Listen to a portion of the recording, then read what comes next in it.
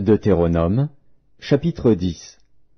En ce temps-là, l'Éternel me dit, « Taille 2 tables de pierre comme les premières, et monte vers moi sur la montagne. Tu feras aussi une arche de bois. J'écrirai sur ces tables les paroles qui étaient sur les premières tables que tu as brisées, et tu les mettras dans l'arche. Je fis une arche de bois d'acacia, je taillai 2 tables de pierre comme les premières, et je montai sur la montagne, les 2 tables dans ma main. L'Éternel écrivit sur les tables ce qui avait été écrit sur les premières, les 10 paroles qu'il vous avait dites sur la montagne, du milieu du feu, le jour de l'assemblée. Et l'Éternel me les donna. Je retournai et je descendis de la montagne, je mis les tables dans l'arche que j'avais faite, et elles restèrent là, comme l'Éternel me l'avait ordonné. Les enfants d'Israël partirent de Béhéroth Bénéja à Cannes pour Moséra. C'est là que mourut Aaron et qu'il fut enterré. Éléazar, son fils, lui succéda dans le sacerdoce. Ils partirent de là pour Gudgoda, et de Gudgoda pour Jotbata, pays où il y a des cours d'eau. En ce temps-là, l'Éternel sépara la tribu de Lévi, et lui ordonna de porter l'arche de l'alliance de l'Éternel, de se tenir devant l'Éternel pour le servir, et de bénir le peuple en son nom, ce qu'elle a fait jusqu'à ce jour. C'est pourquoi Lévi n'a ni part ni héritage avec ses frères. L'Éternel est son héritage, comme l'Éternel, ton Dieu, le lui a dit. Je restai sur la montagne, comme précédemment, 40 jours et 40 nuits. L'Éternel m'exauça encore 7 fois.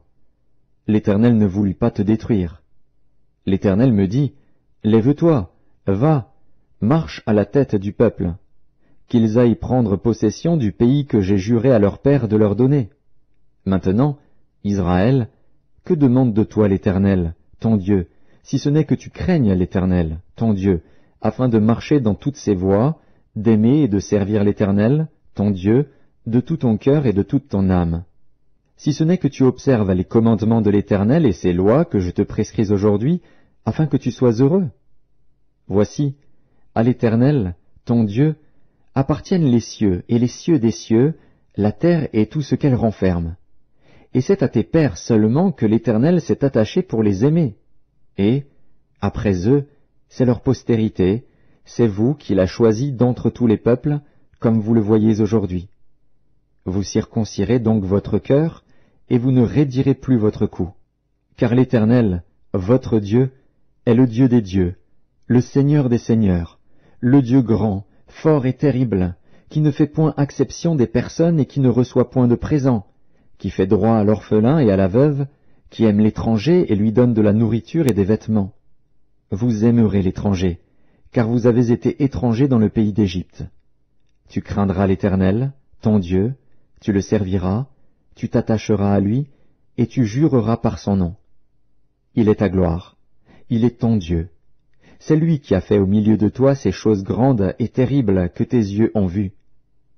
Tes pères descendirent en Égypte au nombre de 70 personnes. Et maintenant l'Éternel, ton Dieu, a fait de toi une multitude